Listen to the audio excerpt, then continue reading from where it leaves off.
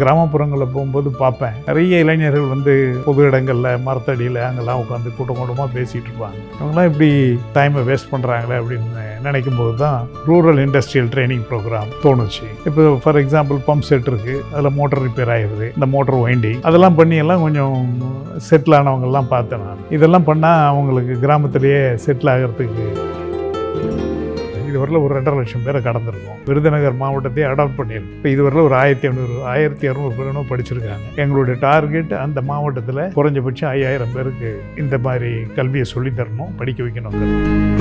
First standard கொண்டு போய் பையனை சேர்த்துட்டு வீட்டுக்கு வர ஒரு ஹார்ட் அட்டாக்ல இறந்துடுறாரு. 1 வயசில் ஒரு பையன், 5 வயசில் ஃபஸ்ட் ஸ்டாண்டர்டில் சேர்க்க போன பையன். இதான் அவங்க குடும்பம். அந்த அம்மா பேரில் ஒரு லோன் சாங்ஷன் பண்ணி கடலூர் கோர்ட்டில் ஒரு ஸ்நாக் பார் ஒன்று செட் பண்ணி கொடுத்து அந்த அம்மா இறந்துட்டாங்க. ஆனால் அந்த பசங்க நல்லா அதை வச்சு டெவலப் ஆகி இன்றைக்கி அவன் 2 ஹோட்டல் நடத்துகிறான் அப்படின்னு கேட்கும்போது சந்தோஷமாக இருக்குது. நம்ம ப்ரோக்ராமை பொறுத்தவரையில் என்னன்னா, இது 3 விஷயங்கள். ஒன்று, படிப்பு தகுதின்னு எதுவும் கிடையாது. எனக்கு வந்து பொழைச்சிக்கணும், எனக்கு ஒரு தொழில் தெரியணும்னு நினைக்கிறவங்க யார் வேணாலும் வரலாம். கல்வி தகுதி ஒன்றும் கிடையாது. 2வது, கட்டணம் எதுவும் கிடையாது, ஃபீஸ் கிடையாது. 3வது வந்து எந்த விதமான தடங்களோ குறைபாடுகளோ இல்லாமல் அவங்களுக்கு என்ன டைம் வந்து படிக்கணும்னு நினைக்கிறாங்களோ அதுக்கு ஏற்ற மாதிரி டைம் ஸ்லாட் எடுத்துக்கலாம். மாதம் வந்து 15,000லேருந்து 20,000 வந்து நான் எய்ம் பண்ணுறேன். அது எய்ம் பண்ணுறதுனால என் ஃபேமிலி வந்து நல்லா ரன் பண்ண முடியுது. இந்த லைஃப்பை வந்து இந்த அளவுக்கு எனக்கு இது பண்ணதுனால வந்து நாசே ஐயாவுக்கு வந்து நன்றியை சொல்கிறேன். நான் பிஹைண்ட் நோட்ஸ் நேயர்களுக்கு வணக்கம். நான் உங்கள் விஜே அருணா. இன்னைக்கு நம்ம கிரேட் பர்சனாலிட்டியை தான் மீட் பண்ண வந்திருக்கோம். அதாவது ஒரு 50 ஆண்டுகளாக பல லட்சம் இளைஞர்களுடைய வாழ்க்கையில் ஒளி ஏற்றி வச்சிருக்காரு. He is none other than AMET யூனிவர்சிட்டியோட ஃபவுண்டர் டாக்டர் நாசே ஜே ராமச்சந்திரன் அவர்கள். சார் வணக்கம். வணக்கம் சார். ஒரு 50 ஆண்டு காலமாக பல லட்சம் இளைஞர்களுடைய வாழ்க்கையில் நீங்கள் ஒளியேற்றி வச்சுருக்கீங்க. இந்த ஜேர்னி எங்கேருந்து ஸ்டார்ட் ஆச்சு? நான் மாநில கல்லூரியில் பிரசிடென்சி காலேஜில் படித்தேன். படித்து முடிச்சுட்டு வேலை இல்லாத காலம். அந்த அனுபவித்ததுனால இந்த மாதிரி ஒரு அமைப்பு அந்த காலத்தில் ஆரம்பித்து அதை கொஞ்சம் பெருசாக பண்ணி அன்எம்ப்ளாய்டு யூத்துக்கு ஹெல்ப் பண்ணணும்னு தோணுச்சு. அது ஏற்கனவே ஒரு சில இளைஞர்களால் ஆரம்பிக்கப்பட்டு நடத்திக்கிட்டு இருந்தோம். அது மிகப்பெரிய அளவில் கொண்டு சேர்த்தோம். அன்எம்ப்ளாய்டு யூத்துக்கு ஸ்டார்ட் பண்ணணுன்ற எண்ணம் எங்கேருந்து தோன்றுச்சு? நானே அன்எம்ப்ளாய்டாக இருந்தேன்ல. நானே அன்எம்ப்ளாய்டாக இருந்ததுனால இந்த மாதிரி ஒரு அமைப்பு ரொம்ப தேவைப்பட்டது. அதனால் இந்த அமைப்பு நமக்கு ரொம்ப அவசியம், நம்மளை மாதிரி இளைஞர்கள் ரொம்ப அவசியம்னு தோணுச்சு. ஸ்நாக் கியாஸ்க்குன்னு சொல்லி ஒரு கேன்டீன் மாதிரி ஒரு அமைப்பு ஏற்படுத்தி அங்கெல்லாம் அவங்களுக்கு செல்ஃப் எம்ப்ளாய்மெண்ட்டு அதை நடத்தி அவங்களுக்கு வருமானம் வர்றதுக்கு ஒரு திட்டம். அப்புறம் இந்த குரியர் சர்வீஸ்னு ஒரு திட்டம் ஆரம்பித்தோம். குரியர் சர்வீஸுங்கிறது வந்து ஒரு 5 பிரான்ச்சுக்கு ஒரு அன்எம்ப்ளாய்டு கிராஜுவேட்டை அப்பாயிண்ட் பண்ணி பேங்க்கில் அந்த 5 பிரான்ச்சில் இருக்கிற செக்ஸ் எல்லாம் கலெக்ட் பண்ணி ஹெட் ஆஃபீஸில் கொடுத்து அங்கேருந்து ரிசர்வ் பேங்க்கு கொண்டு போய் திருப்பி ரிசர்வ் பேங்க்லேருந்து செக்ஸை கொண்டு வந்து இந்த மாதிரி ட்ராவல் பண்ணணும். இது எத்தனை கிலோமீட்டர்ஸ் ட்ராவல் பண்ணுறாங்களோ அந்த கிலோமீட்டர் பேசிஸில் அவங்களுக்கு அந்த பேங்க்கு பே பண்ணணும். மோட்டர் சைக்கிள் அவங்களே வச்சுக்குவாங்க. இப்போ தான் இதெல்லாம் இப்போ அது வேறு ஃபார்மில் ஜொமேட்டோ இந்த இதெல்லாம் சொல்கிறாங்களா, அதெல்லாம் வந்திருக்கு. பட் நாங்கள் ஒரு 30 வருஷத்துக்கு முன்னாலே இந்த சர்வீஸ் ஆரம்பித்து அதில் நிறைய அன்எம்ப்ளாய்டு கிராஜுவேட்ஸ் நிறைய பேங்க்ஸுக்கு அந்த மாதிரி வேலை பார்த்துக்கிட்டு இருக்காங்க. அப்புறம் லெண்டிங் லைப்ரரிஸ் அண்ட் ரன்னிங் ட்ரெயின்ஸ்னு அப்போ ஒரு ஸ்கீம் ஆரம்பித்தோம். கவர்மெண்ட்டில் ரெப்ரசன்ட் பண்ணி, ரயில்வேஸில் ரெப்ரசன்ட் பண்ணி ஒரு கூபேவை அலாட் பண்ணி வாங்கி அதில் புக்ஸை வச்சு அது ஒரு லைப்ரரி மாதிரி செட்டப் பண்ணி ஒரு அன்எம்ப்ளாய்டு கிராஜுவேட்டுக்கு கொடுத்து அவர் அதை நடத்துவார். அந்த ஒரு பேசஞ்சர்ஸ் வந்து அந்த புக்கை எடுத்துகிட்டு போவாங்க. அந்த புக்கினுடைய விலை 100 ரூபான்னா அதை டெபாசிட் பண்ணிவிட்டு போய் படித்து முடிச்சுட்டு கொண்டாந்து 10% கழிச்சிட்டு மீதி லெண்டிங் லைப்ரரி மாதிரி ரன்னிங் ட்ரெயின்ஸில் பண்ணோம். இதெல்லாம் ஒரு பக்கம் நடந்துகிட்டு இருக்கும்போது நிறைய ரூரல் ஏரியாஸில் பண்ணணும் அப்படின்னு ஒரு யோசனை வந்துக்கிட்டே இருந்தது. அதுக்காக ஒரு அமைப்பை ஏற்படுத்தி பெரிய அளவில் கிராமப்புறங்களில் பண்ணணும். ஏன்னா கிராமப்புறங்களில் ஒரு 25-30 வருஷத்துக்கு இப்போ கொஞ்சம் பர்சன்டேஜ் இன்க்ரீஸ் ஆகிருக்கு. ஃபர்தர் எஜுகேஷனுக்கு போகிறவங்க ஒரு 12%க்கு மேலே போகிறதில்ல. 10% 12% தான். மீதி பேர் பூரா கிராமங்கள்லேயே தங்கிடுறாங்க.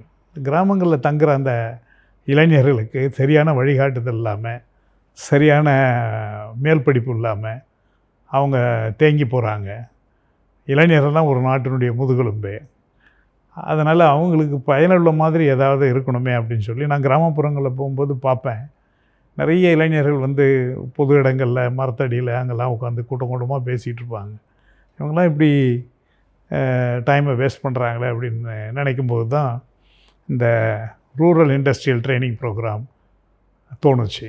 இப்போ ஃபார் எக்ஸாம்பிள் பம்ப் செட் இருக்குது, அதில் மோட்டர் ரிப்பேர் ஆகிடுது, அந்த மோட்டர் வைண்டிங் இதெல்லாம் பண்ணால் அவங்களுக்கு கிராமத்திலேயே செட்டில் ஆகிறதுக்கு வசதியாக இருக்குமேன்னு சொல்லி அதெல்லாம் அந்த மாதிரி கோர்சஸ் எல்லாம் ஆரம்பித்து அதை ஒரு மையமான ஒரு தாலுக்காலேயோ ஒரு யூனியன்லேயோ மையமான ஒரு பகுதியில் பஸ் வசதிகள் இருக்கக்கூடிய ஒரு ஊராக, பெரிய ஊராக பார்த்து ஒரு மண்டபத்தை எடுத்தோ அல்லது ஒரு சமூக நல கூடங்களை எடுத்தோ வாடகை கொடுத்து நாங்கள் அதை அந்த ட்ரைனிங் எல்லாம் சொல்லித்தர ஆரம்பித்தோம். மினிமம் 3 மாதம் ட்ரைனிங். அதில் ஒரு 7-8 ட்ரேடு சொல்லித்தருவோம். டெய்லரிங், கம்ப்யூட்டர் பேசிக்ஸ், இப்போ cellphone servicing, motor winding, electrical wiring இதெல்லாம் சொல்லித்தரோம். கம்ப்யூட்டர் பேசிக்ஸ் எல்லாம் சாதாரணமாக கம்ப்யூட்டர் தெரிஞ்சுக்கிட்டாங்கனாலே அவங்க அங்கே இருக்கிற டெக்ஸ்டைல் ஷாப்பு மற்ற இடங்களில் ஒரு 5000 ரூபா 10,000 ரூபாய்க்கு சம்பளத்துக்கு வேலைக்கு போக முடியுது. அந்த மாதிரியெல்லாம் ஒரு அந்த ஊருக்குள்ளேயே அவங்க சென்னையை நோக்கியோ நகரங்களை நோக்கியோ வேலை தேடி வந்து கஷ்டப்படுறதுக்கு அங்கேயே ஏதாவது வாய்ப்புகளை தேடிக்கலாமேன்னு சொல்லி இந்த மாதிரி ஒரு ஸ்கீமை டெவலப் பண்ணோம். அந்த ஸ்கீமை டெவலப் பண்ணதில் அதனுடைய ரெஸ்பான்ஸ் ரொம்ப எதிர்பார்த்ததை விட பிரம்மாண்டமாக இருந்தது. ஆயிரக்கணக்கான பேர் வந்து படித்தாங்க. பெரும்பாலும் பெண்கள் அதிகமாக வந்து படித்தாங்க. படித்தவங்க எல்லாமே அங்கங்கே தொழில் பண்ண ஆரம்பித்தாங்க. நிறைய அந்த மாதிரி ஸ்டோரிஸ் கேட்க இதை நம்ம இன்னும் பெருசாக பண்ணணும் அப்படின்னு சொல்லி பண்ணோம். ஏறக்குறைய ஒரு 350 சென்டருக்கு மேலே பண்ணியிருக்கோம். இதுவரையில் ஒரு 2.5 லட்சம் பேரை கடந்திருக்கோம். இப்போ விருதுநகர் மாவட்டத்தில் பண்ணிக்கிட்டு இருக்கோம். விருதுநகர் மாவட்டத்தையே அடாப்ட் பண்ணியிருக்கோம். 1200 பேரும் படிச்சிருக்காங்க. எங்களுடைய டார்கெட் அந்த மாவட்டத்தில் குறைஞ்சபட்சம் 5000 பேருக்கு இந்த மாதிரி கல்வியை சொல்லித்தரணும், படிக்க வைக்கணுங்கிறது தான். நிறைய இளைஞர்களோட வாழ்க்கையில் நீங்கள் நிறைய மாற்றங்களை உருவாக்கியிருக்கீங்க அப்படின்னு நான் கேள்விப்பட்டேன். ஸோ அதை பற்றி சொல்லுங்கள். பொதுவாக அந்த ஊருன்னு இல்லாமல் கிராமங்களில் நிறைய மாவட்டங்களில் ராணிப்பேட்டை, அரக்கோணம், தஞ்சாவூர், இப்போ விருதுநகர், திருவண்ணாமலை இந்த மாதிரிலாம் நிறைய மாவட்டங்களில் நிறைய கிராமங்களில் பண்ணியிருக்கோம். 20-25 வயசு பசங்க இன்னும் வேலைக்கு போகாமல் டைமை வேஸ்ட் பண்ணுறாங்களே, இந்த மாதிரி இருக்காங்களேன்னு பார்க்கும்போது அவங்களுக்கு ஏதாவது பண்ணணும், நம்மளால் முடியுமா அப்படின்னு யோசிக்கும்போது அரசாங்கத்திட்ட போய் நம்ம கேட்டு பண்ண முடியுமா, அல்லது வந்து நம்ம பெரிய அளவில் பண உதவி பண்ண முடியும், வங்கிகளில் கடன் வாங்கி கொடுக்க முடியும், இதெல்லாம் கொடுக்க முடியுமா அப்படின்லாம் யோசிக்கும்போது அதெல்லாம் வந்து டைம் எடுக்கும், நேரம் நாட்கள் அதிகமாகும். அதனால் இந்த மாதிரி ஒரு தொழில் பயிற்சி ஆரம்பத்தில் சீன பழமொழி சொல்லுவாங்க, மீனை கொடுக்குறத விட மீன் பிடிக்க கற்றுக் கொடுன்னு. அந்த மாதிரி இந்த மாதிரி ஒரு தொழிலை கற்றுக் கொடுத்துட்டோம்னா அவங்க அதை வச்சு பொழைச்சிக்குவாங்க அப்படின்னு சொல்லி தோணுனது தான் இந்த மாதிரி கிராமப்புறங்களில் பண்ணுது. சார், நீங்கள் நாசின்ற ஒரு அமைப்பு மூலிமா பல பேரை உருவாக்கிட்டு இருக்கீங்க. ஸோ அதில் ஏதாவது மறக்க முடியாத ஒரு நிகழ்வு அப்படின்னா என்ன சொல்வீங்க? திருத்துறைப்பூண்டின்னு நினைக்கிறேன். ரொம்ப வருஷம், ஒரு 25-30 வருஷத்துக்கு முன்னால் ஒரு இளைஞர் தொடர்ந்து ஒரு 6 மாதமாக வந்துக்கிட்டே இருந்தார். வேலை ஏதாவது பண்ணி கொடுங்க, சுயதொழில் பண்ணுறதுக்கு எதாவது பண்ணி கொடுங்க அப்படின்னு சொல்லி கேட்டு வந்துக்கிட்டே இருந்தார். பல்லவன் போக்குவரத்து கழகத்தில் அப்போ ஒரு 4-5 இடங்களில் நாங்கள் இந்த மாதிரி ஸ்நாக் கியாஸ்க் செட் பண்ணுறதுக்கு பர்மிஷன் கேட்டிருந்தோம். பர்மிஷன் ரெடியாக இருந்தது. ஒரு வாரத்தில் கொடுத்துட்றோம் அப்படின்னு சொல்லியிருந்தாங்க. அந்த தம்பி வரும்போது அவர்கிட்ட நான் சொன்னேன், நீ போய் ரெடியாக இருக்கும், ஆர்டர் ரெடியாக இருக்கும், என்கிட்ட சொன்னாங்க, நீங்கள் இப்போ ஜென்ரல் மேனேஜர் போய் பார்த்து கேளுங்க, நாசையிலேருந்து வரோன்னு கேளுங்க, அந்த ஆர்டர் கொடுப்பாங்க, வாங்கிட்டு வாங்க, அதில் ஏதாவது ஒரு இடம் நல்ல இடமா நீங்கள் சூஸ் பண்ணுங்கள், நான் பேங்க் லோன் வாங்கி தரேன் அப்படின்னு சொன்னேன். அந்த தம்பி போயிட்டு ஒரு 2 மணி நேரம் கழித்து மதியம் நான் திருப்பி வந்தார். அழுதுகிட்டே வந்தார். என்ன ஆச்சுன்னு கேட்டேன். இல்லை, அது கேன்சல் ஆயிடுச்சு அப்படின்னாரு. சரி தான், பரவாயில்ல தம்பி, நம்ம வேறு ஏதாவது ஏற்பாடு பண்ணிக்கலாம் அப்படின்னு சொன்னேன். அப்புறம் ஒரு 2 நாள் கழித்து செய்தி வந்தது, அந்த பையன் ஊருக்கு போனவர் தற்கொலை பண்ணிக்கிட்டார் அப்படின்னு. அப்போது ஒரு பெருமுயற்சி எடுத்து அந்த குடும்பத்துக்கு ஹெல்ப் பண்ணி அவங்களுக்கு உதவி பண்ணி ஒரு சுயதொழில் ஏற்பாடு பண்ணி கொடுத்து இன்றைக்கி அந்த குடும்பம் அந்த பிள்ளைங்க நல்லா படித்து நல்லா இருக்காங்க. அதே மாதிரி இன்னொரு குடும்பத்தில் ஒரு ஃபஸ்ட்டு ஸ்டாண்டர்டு கொண்டு போய் பையனை சேர்த்துட்டு வீட்டுக்கு வர்றாரு. ஒரு ஹார்ட் அட்டாக்கில் இறந்துடுறாரு. 1 வயசில் ஒரு பையன் 5 வயசில் ஃபஸ்ட் ஸ்டாண்டர்டில் சேர்க்க போன பையன். இதான் அவங்க குடும்பம். அந்த அம்மா பேரில் ஒரு லோன் சேங்ஷன் பண்ணி கடலூர் கோர்ட்டில் ஒரு இந்த மாதிரி ஸ்நாக் பார் ஒன்று செட் பண்ணி கொடுத்து அந்த அம்மா இறந்துட்டாங்க. ஆனால் அந்த பசங்க நல்லா அதை வச்சு டெவலப் ஆகி இன்றைக்கி அவன் 2 ஹோட்டல் நடத்துகிறான் அப்படின்னு கேட்கும்போது சந்தோஷமாக இருக்குது. இதெல்லாம் வாழ்க்கையில் ஒரு மறக்க முடியாத விஷயங்கள். ஓகே சார், நாசி அமைப்பிற்காக உங்களுக்கு வந்து கௌரவ டாக்டர் பட்டம் கொடுத்துருக்காங்க இல்லையா? அந்த பட்டம் கொடுத்த மொமெண்ட் எப்படி இருந்துச்சு? அது ஒரு சந்தோஷமான விஷயந்தான். எங்களுக்கு ஒரு மெயில் வந்தது அந்த யார்க் பல்கலைக்கழகத்திலேருந்து, உங்கள் நாட்டில் நடக்கிற சோஷியல் சர்வீஸில் ஆக்டிவாக இருக்கிற ஒரு ஆர்கனைசேஷனை பற்றி எங்கள் டிபார்ட்மெண்ட் வந்து ப்ராஜெக்ட் ஸ்டடி பண்ணணும்னு சொல்லி ஒரு ப்ரொஃபஸர் மெயில் அனுப்பிச்சிருந்தார். நீங்கள் இங்கே வர்றதை பற்றி எங்களுக்கு ரொம்ப சந்தோஷம், தாராளமாக வாங்க ஸ்டடி பண்ணுங்க அப்படின்னு சொல்லி சொன்னோம். அவங்க ஒரு 5 பேர் வந்திருந்தாங்க. 3 ஸ்டூடெண்ட்ஸோ 2 ப்ரொஃபஸர்ஸும் வந்திருந்தாங்க. வந்து ஆச்சரியமான விஷயம்னா, நம்ம இப்போ இந்த தொழில் பயிற்சி எங்கே நடந்ததோ அந்த கிராமங்களுக்கே போய் தங்கி அவங்கெல்லாம் டிஃப்ரெண்ட் கல்ச்சரில் வந்தவங்க இல்லையா, அவங்களால உட்கார டேபிள் இல்லாமல் சாப்பிட முடியாது, அந்த மாதிரி எல்லாம் இருந்தவங்க.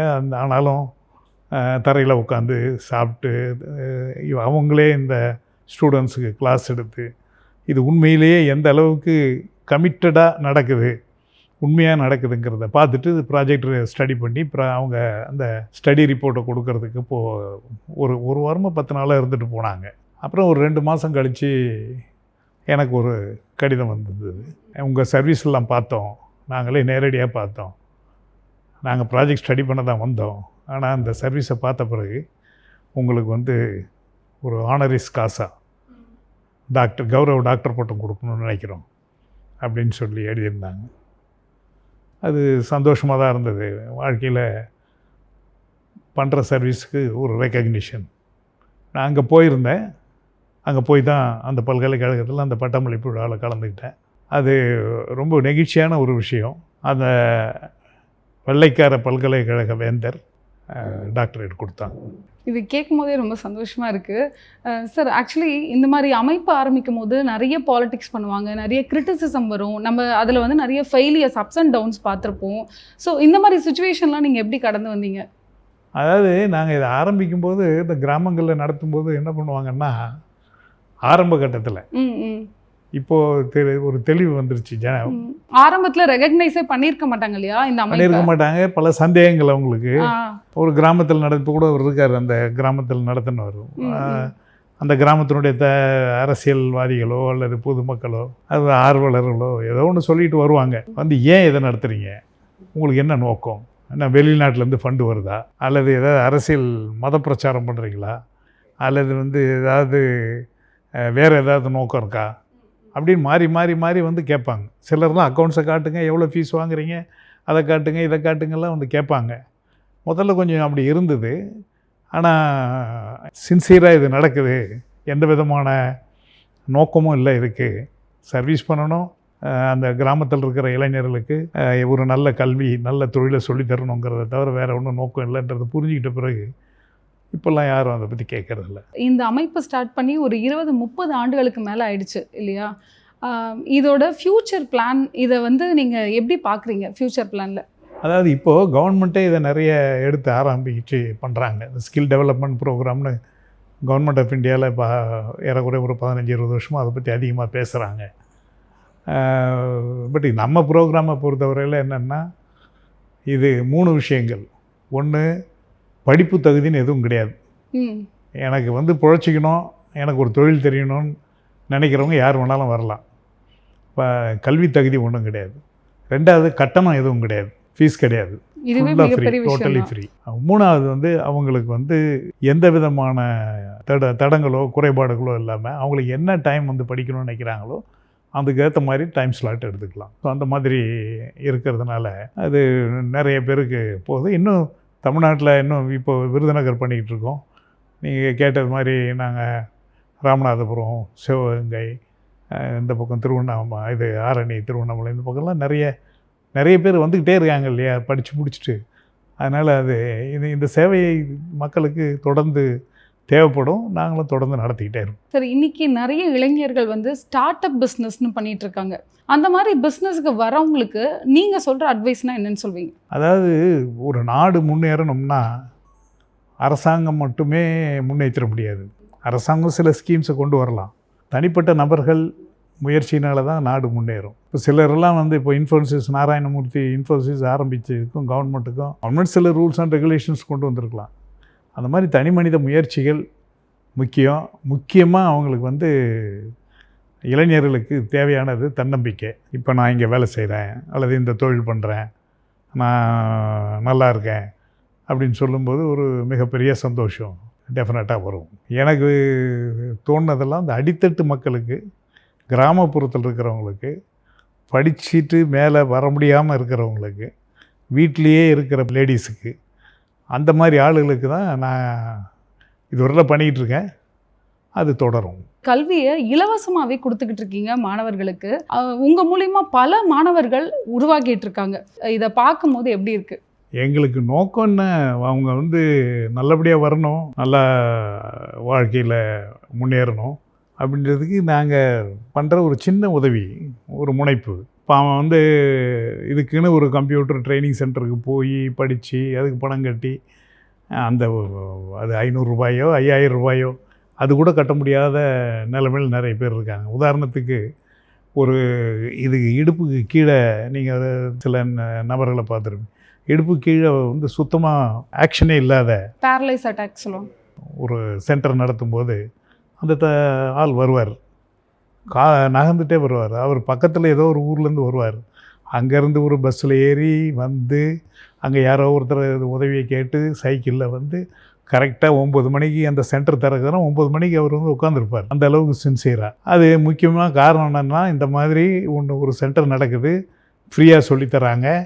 அது அவர் என்ன படித்தார், நான் கூட போகும்போது ஒருத்தரை பார்த்து என்ன படித்து என்ன பண்ண போகிறீங்க, என்ன கோர்ஸ் படிக்கிறீங்க அப்படின்னு நான் கேட்கும்போது அவர் சொன்னார், நான் வந்து எலக்ட்ரானிக்ஸ், டிவி, ரேடியோ ரிப்பேர் அப்படின்னு சொல்லி சொன்னார்.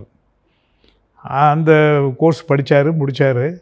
அப்புறம் நான் ஒரு 2 வருஷம் கழித்து அங்கே ஏதோ ஒரு கல்யாணத்துக்கு அந்த பக்கம் போகும்போது அவருக்கு ஒரு ட்ரை சைக்கிளும் கொடுத்துருந்தேன். நான் அந்த கல்யாணத்துக்கு வரேன்னு தெரிஞ்சுக்கிட்டு அவர் என்னை வந்து பார்த்தார். பார்க்கும்போது ரொம்ப ரொம்ப சந்தோஷமாக இருந்தவர் பார்க்குறதுக்கு. ரொம்ப தெளிவாக இருந்தார், ரொம்ப தன்னம்பிக்கையோடு இருந்தார். அப்போ சொன்னார், நான் வீட்டிலேயே முன்னால் ஒரு சின்ன கடை ஒன்று வச்சுருக்கேன் சார், ஒரு நாளைக்கு 1000 ரூபா 1500 சம்பாதிக்கிறேன் அப்படின்னார். இது ஒரு சின்ன முயற்சி. நாங்கள் பண்ணுறது வந்து மிகப்பெரிய ஒரு விஷயம் இல்லை, ஒரு சின்ன முயற்சி. அந்த முயற்சி அவங்களுக்கு ஒரு வாழ்க்கையில் ஒளியேற்றுது, வாழ்க்கையில் ஒரு நம்பிக்கை வருது. அதை வச்சுட்டு அவங்க மேலே முயற்சி பண்ணுறதுக்காக நாங்கள் ஏற்பாடு பண்ணுறோம். சார், அமித் யூனிவர்சிட்டியில் கிராமப்புற மாணவர்கள் வந்து படித்து இன்றைக்கி அவங்க வந்து கேப்டனாக இருக்காங்க அப்படின்னு நாங்கள் கேள்விப்பட்டோம். பெருமையாக இருக்குது. அதை விட பெரிய பொசிஷனில் இருக்காங்க. கேப்டனாக போய் 10 வருஷம் கப்பலில் இருந்து ஒரு 7-8 வருஷம் ஆனால் கேப்டன் ஆகிடலாம். கேப்டன் எல்லாம் ஆனாங்கன்னா இப்போல்லாம் வந்து அவங்களுக்கு சம்பளம் வேறு எந்த கேரியர்லையும் இவ்வளோ சம்பளம் கிடைக்காது. பிகாஸ் டஃப் ஜாப் கடலில் இருக்கணும். $15,000 சம்பளம். 15,000 இப்போ 80 ரூபாயா 90 ரூபாயா, ஏறக்குறைய 10 லட்ச ரூபா மாதம் சம்பளம். அந்த அளவுக்கு சம்பளம் உள்ள ஒரு கேரியரு. அவங்களுடைய முயற்சி, அவங்களுடைய உழைப்பு மேலே வந்திருக்காங்க.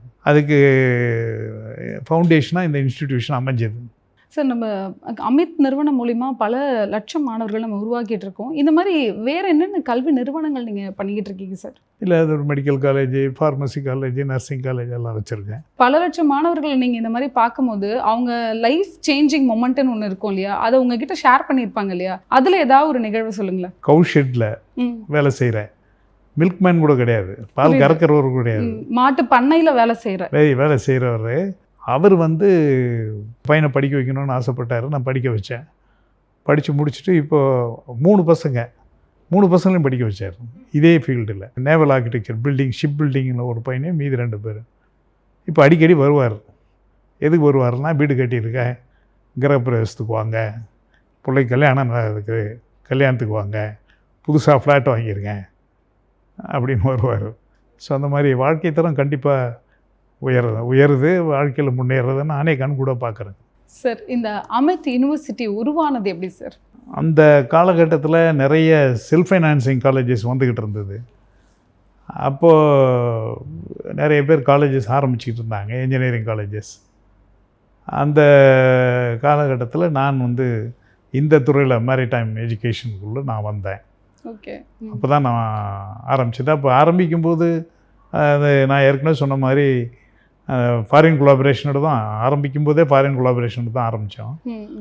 ஃபஸ்ட்டு பேட்ச் வந்து ஒன்லி 14 கேடட்ஸ் தான், 14 பேர் தான். 14 பேரோட ஆரம்பிச்சிங்க? 14 பேரோடு தான் ஆரம்பித்தேன். அது 14 பேர் தான் பாம்பே, ஒரிசா, கல்கட்டாலேருந்தெல்லாம் வந்து படித்தாங்க.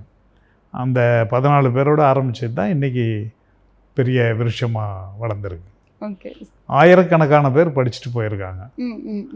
ஏறக்குறைய 25,000 பேர் உலகம் முழுக்க வேலை செய்கிறாங்க. ஓகே. கேட்கும் போதே ரொம்ப சந்தோஷமாக இருக்குது சார். நாசே அமைப்பில் வந்து இப்போது நான் வந்து சேரணும் அப்படின்னு நினைக்கிறேன், இல்லைனா இந்த நாசே அமைப்புக்கு என்னால் முடிஞ்ச உதவிகளை பண்ணணும்னு நினைக்கிறேன், அவங்க எப்படி வந்து அணுகணும்? அது ஒரு பாலிசியாகவே வச்சுருக்கேன். கவர்மெண்ட்லேருந்து ஃபண்டோ, டொனேஷனோ, இன்டர்நேஷ்னல் டொனேஷனோ, கவர்மெண்ட்லேருந்து டொனேஷன் எதுவுமே அதில் தனிப்பட்ட முறையில் யார்கிட்டையுமோ அல்லது பெனிஃபிஷியரிகிட்ட இருந்து படிக்க வர்றவங்ககிட்ட இருந்து பணமோ எதுவுமே வாங்கிறதில்ல. நான் அது ஒரு பிரின்சிபலாக வச்சுருக்கேன், எதுவும் வாங்கக்கூடாது அப்படின்னு. என்னால் முடிஞ்சதை நான் பண்ணணும். சார், நிறைய பேரோட வாழ்க்கையை சுயதொழில் மூலியமாகவும் கல்வி மூலியமாகவும் மாற்றிருக்கீங்க. ஸோ உங்களோட இவ்வளோ நேரம் டைம் ஸ்பெண்ட் பண்ணதுக்கு ரொம்ப நன்றி sir. Thank you so much for joining with us. நாசை மூலமாக தான் எனக்கு வாழ்க்கை அமைஞ்சது நான் சொல்லிக்கிட்டு பெருமை பேசுகிறேன்.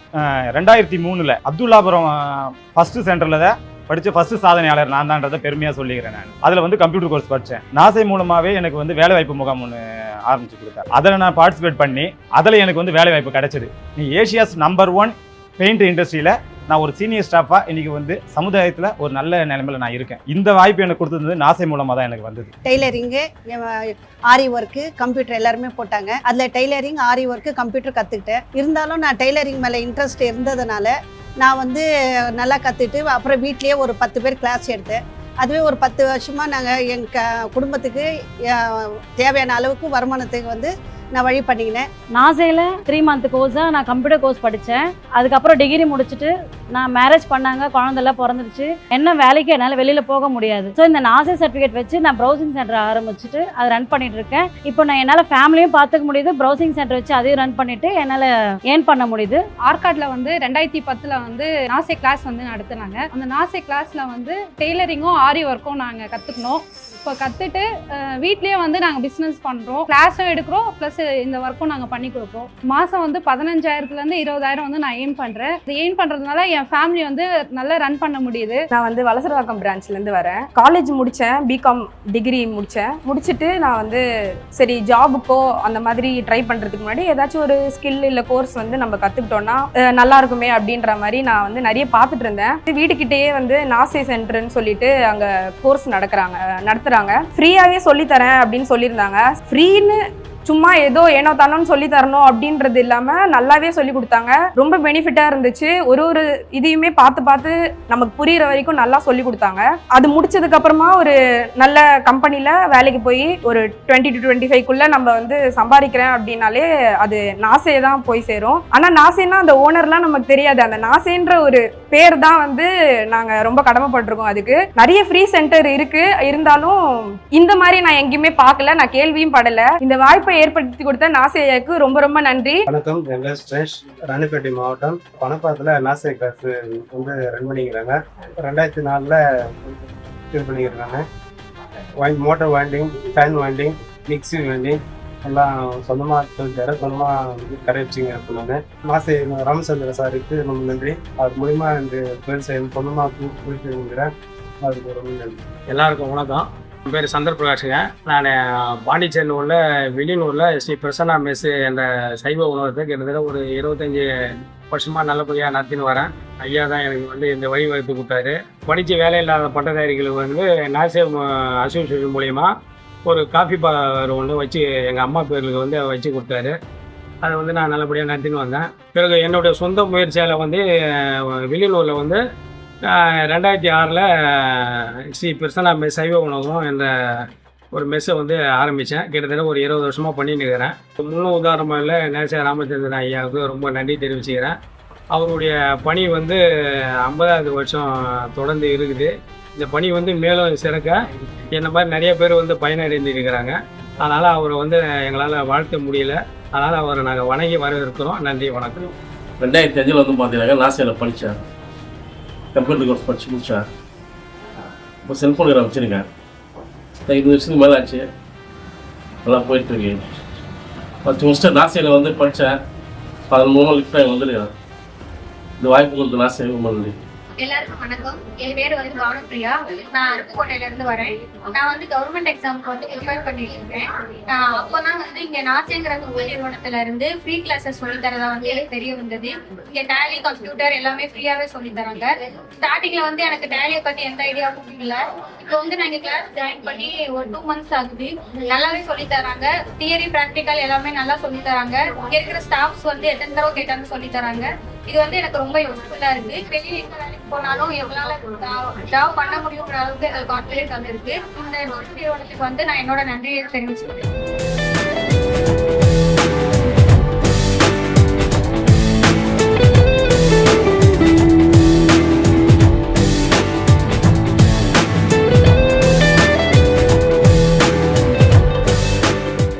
வணக்கம். என்னுடைய பேர் Venkatesan.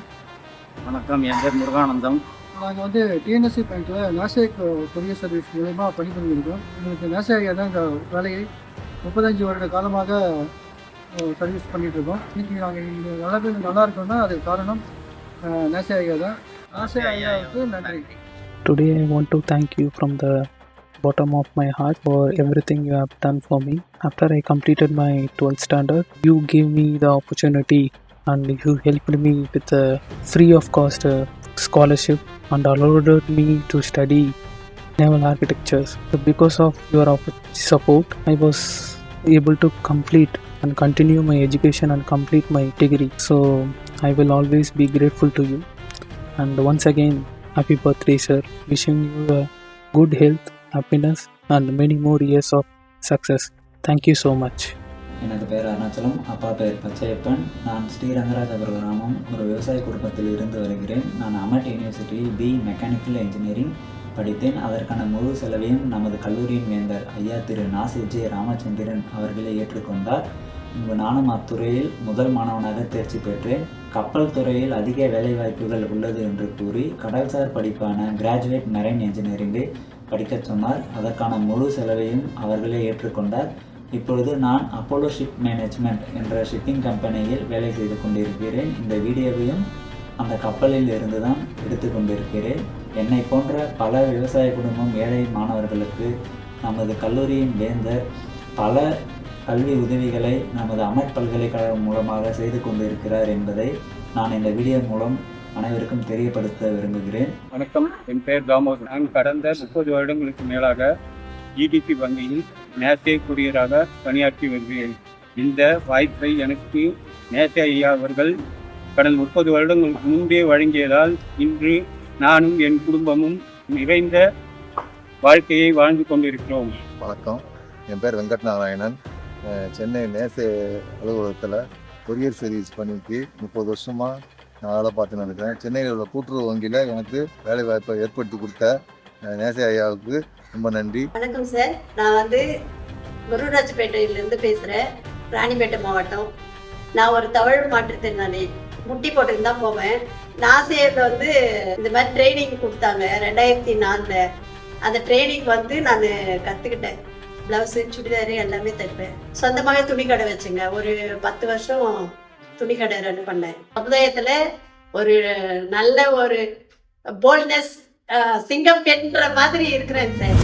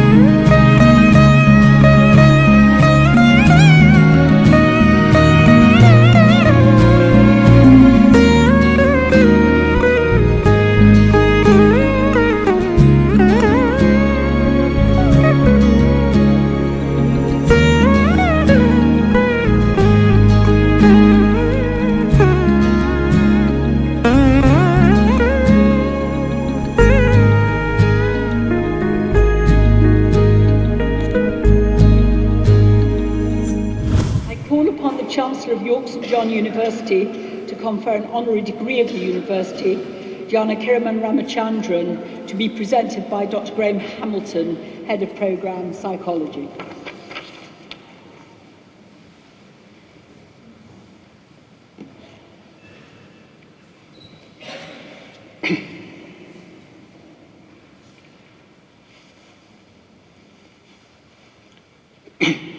On behalf of York St John University, I am delighted and honoured to welcome the distinguished educationalist, social entrepreneur and philanthropist, Mr. J. Ramachandran, to this graduation ceremony.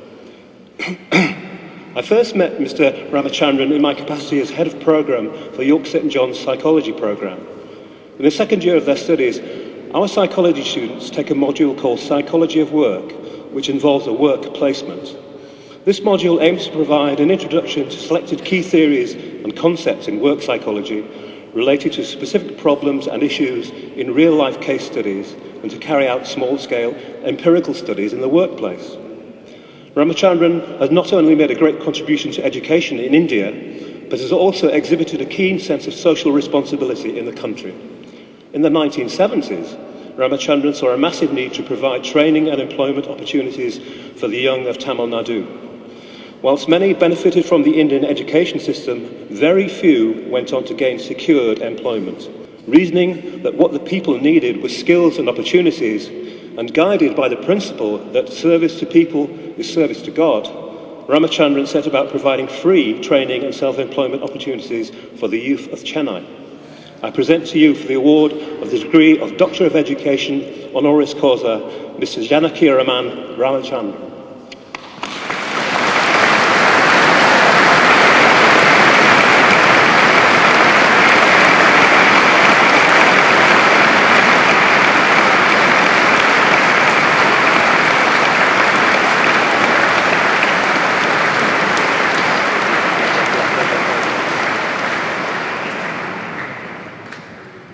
Jana Kiraman Ramachandran, I admit you to the degree of Doctor of Education, honoris causa. Thank you.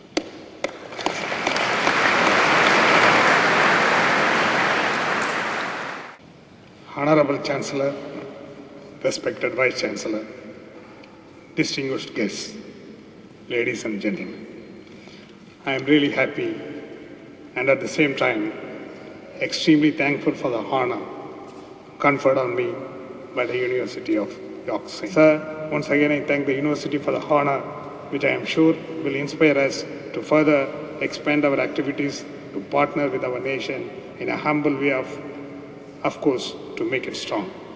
I thank all of you for your warm participation. I am overwhelmed to see my family members in the audience watching the happy scene. I would like to conclude my speech by reiterating that the honor conferred on me is more to my organization and its services than me. Thank you very much.